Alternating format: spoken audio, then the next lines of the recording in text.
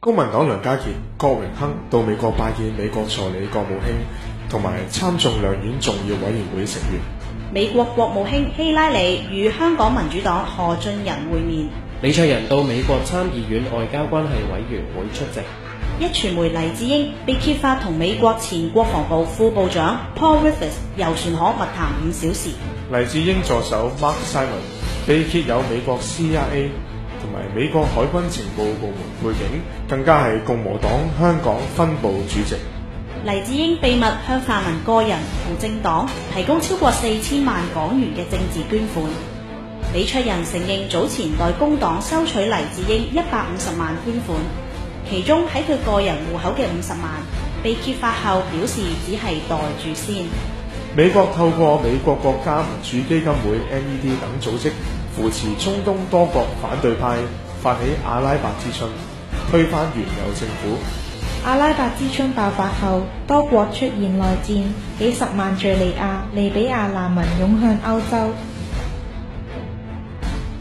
當年推翻薩達姆雕像的哈希姆，現在後悔了，表示雖然趕走了一個薩達姆，卻換來今日有50個薩達姆。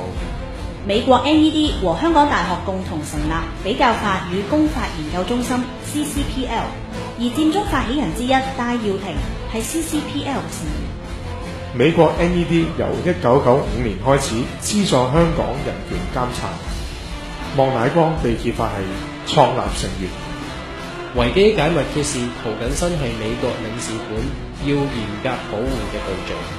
美國 NED 自1995年起共投入超過3000萬港元，操控本港反對派組織及大專院校，啟動多個青年項目，間接介入示威行動，煽動學生抗爭，資助大學從事民主運動。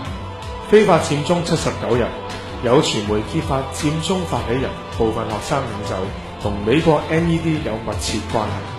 2016年就嚟喺立法會選舉嘅前2日，共有7名泛民候選人以大局為重宣布棄選，7人合共超過1500萬嘅選舉開支就此浪費。